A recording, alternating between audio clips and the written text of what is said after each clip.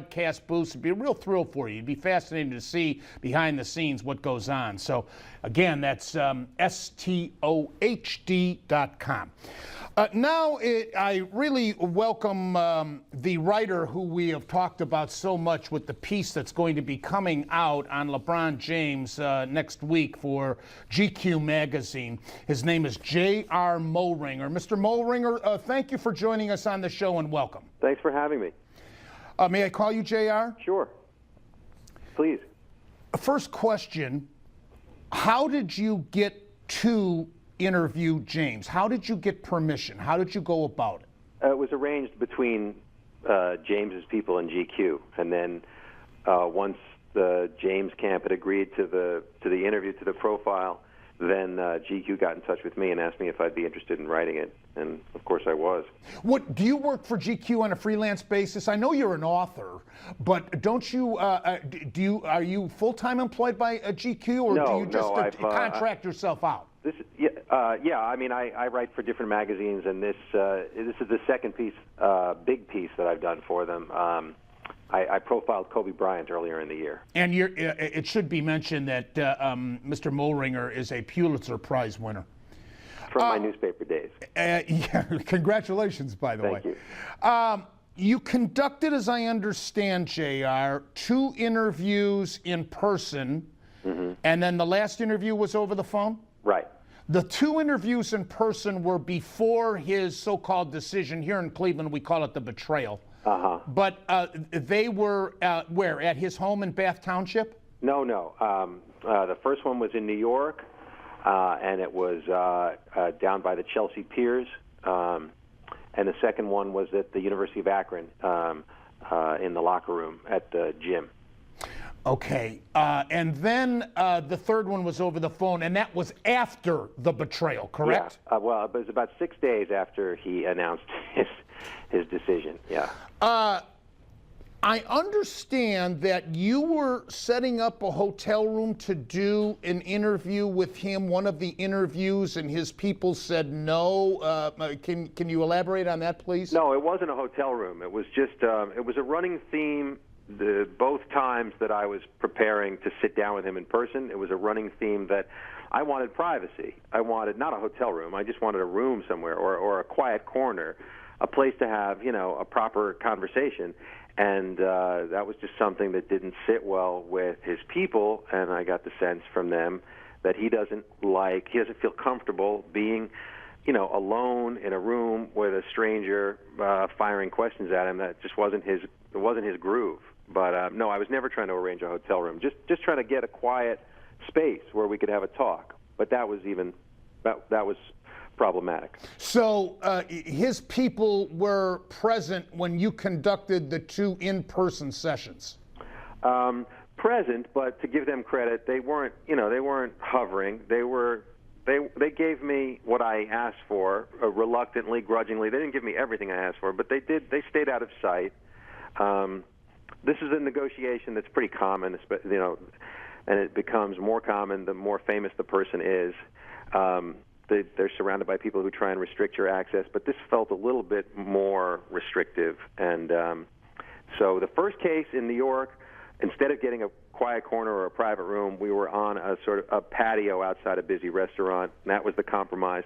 The second time was really difficult, because it was supposed to be the longer of the 2 interviews, and I was trying to just get him in a room somewhere where we could be alone, and just him, me, my tape recorder, and we wound up being in a locker room where people were kind of coming in and out. So, neither case was ideal, neither was what I wanted, but it was still better than what I was being offered. The interview in New York, and please tell me if you think I'm wrong on this, could it be because his ego was such that he wants to be recognized and be the center of attention, and that's why he wanted to do it in public like that? No, I don't think so. I mean, I would tell you if I thought that. I got the sense more that it was about him just not feeling comfortable being alone with someone he doesn't know, just firing questions at him. It didn't have to do with his ego. It had more to do with a certain kind of insecurity, just discomfort, a trust level. It was those things those things were at work, not ego. Gotcha. Yeah. How long were the sessions? Each one was about an hour. Even the phone interview? And the phone interview was I'll say 40 minutes, 45 minutes. Okay.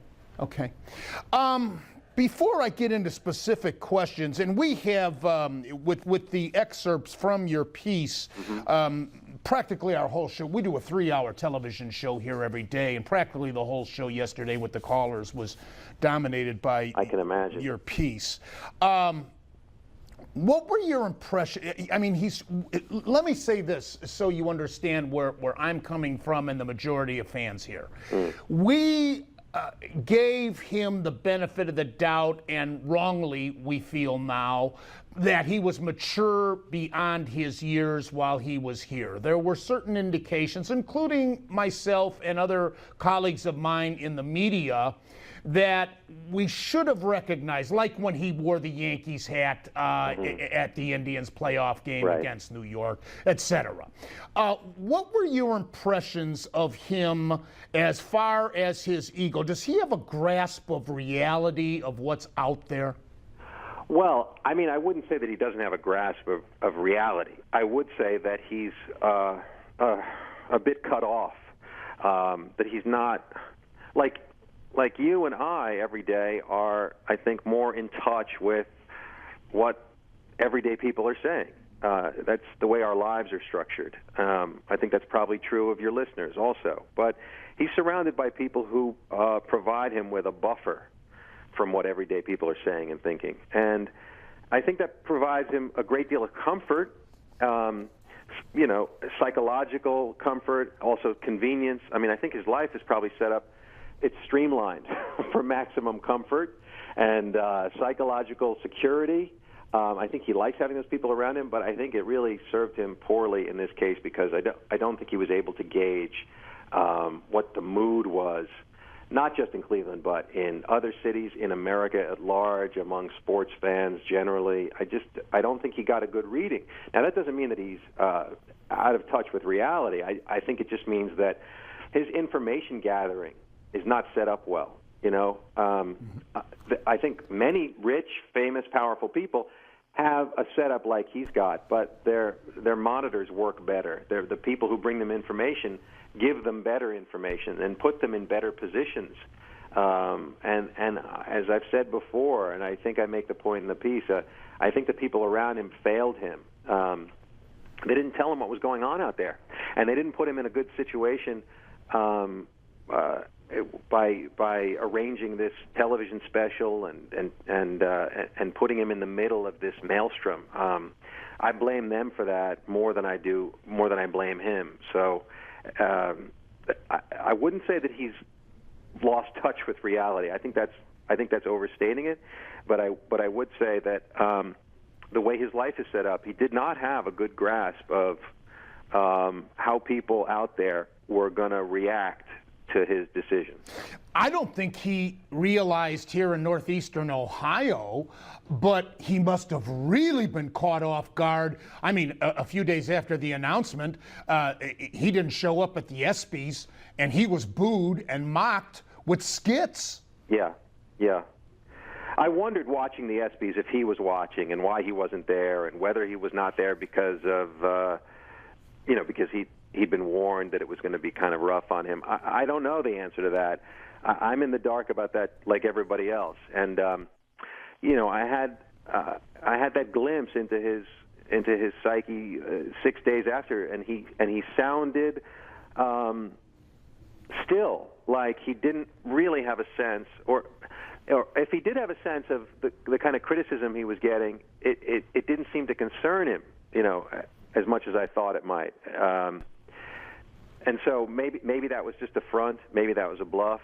But, I would not say that he sounded contrite or beleaguered or embattled, and that's what I expected, definitely.